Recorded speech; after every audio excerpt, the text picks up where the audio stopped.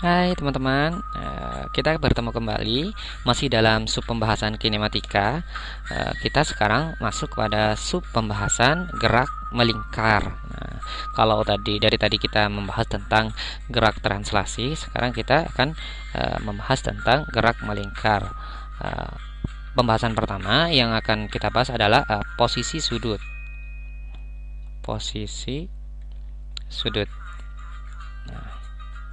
Oke, saya gunakan pensil yang berwarna agak cerah saja, warna hijau.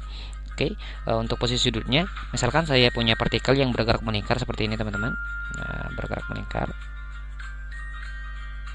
Oke.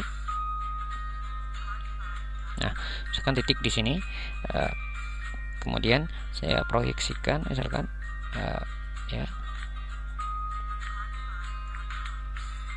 Nah, misalkan di partikel 1 dari sini ke sini menempuh lintasan sebesar S ya.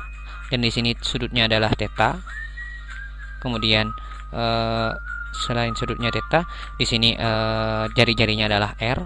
Nah, dengan teori yang telah kita dapatkan saat membahas tentang busur lingkaran, ya, kita tahu bahwasanya S ini adalah panjang busur. Saya tuliskan panjang busur dari S-nya itu sama dengan R dikalikan dengan theta, seperti itu. Nah, sehingga kita dapat tahu posisi sudut dalam hal ini adalah theta.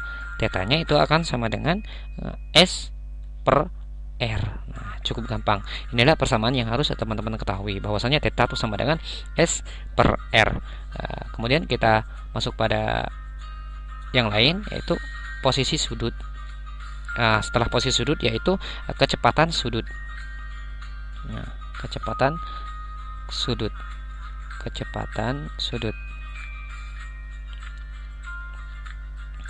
Kecepatan sudut dalam hal ini adalah perubahan posisi sudut, ya ini posisi sudut, perubahan posisi sudut setiap waktu, atau saya tuliskan persamaannya berarti W itu kecepatan sudut ya, omega itu sama dengan perubahan sudut setiap waktu, atau d dt dari theta, seperti itu. Sehingga saya tuliskan kalau dalam skala yang besar, ini kalau dalam skala yang kecil, atau delta theta per delta t, atau perubahan sudut setiap waktu, itulah kecepatan sudut. Kemudian untuk kecepatan sudut yang sesaat bagaimana? Baru untuk kecepatan sudut yang sesaat itu berarti delta t-nya mendekati 0. Saya tuliskan kecepatan sudut sesaat.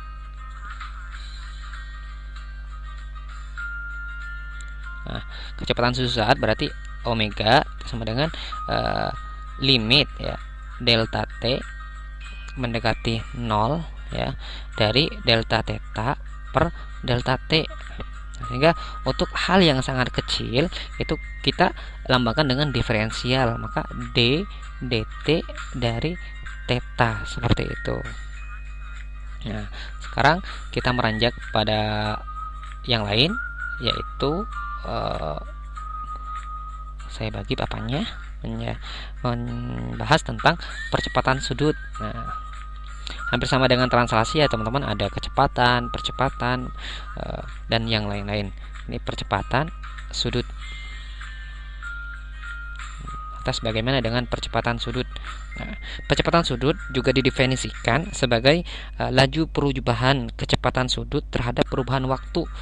Saya tuliskan percepatan sudut kita lambangkan dengan alfa ya biasanya, yaitu perubahan kecepatan sudut terhadap perubahan waktu, seperti itu, atau delta t di sini. Nah, maka untuk percepatan sudutnya dapat kita hitung dengan hal tersebut. Lantas bagaimana dengan percepatan sudut sesaat? Sama, percepatan sudut sesaat.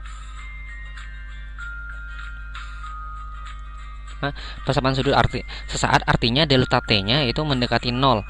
Saya tuliskan berarti limit delta t mendekati 0 ya dari delta omega per delta t, sehingga dapat saya tuliskan d dt dari omega, seperti itu.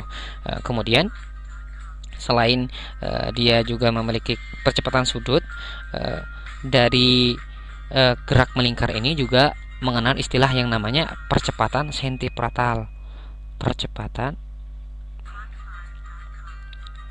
sentripetal. Sentripetal. Petal. Jadi percepatan sentripetal itu merupakan percepatan yang dimiliki oleh gerak melingkar ya. Percepatan yang dimiliki oleh gerak melingkar ini untuk mempertahankan lintasannya, percepatan yang menahan agar lintasan partikel ini tetap bergerak melingkar, seperti itu percepatan sentripetal. Saya tuliskan rumus dari percepatan sentripetal ini adalah V kuadrat per R, di mana V di sini adalah percepatan tangensialnya dan R adalah jari-jari. Dalam hal ini yang di sini adalah R besar ini teman-teman, atau agar sama ya saya tuliskan V kuadrat per R di sini, R yang besar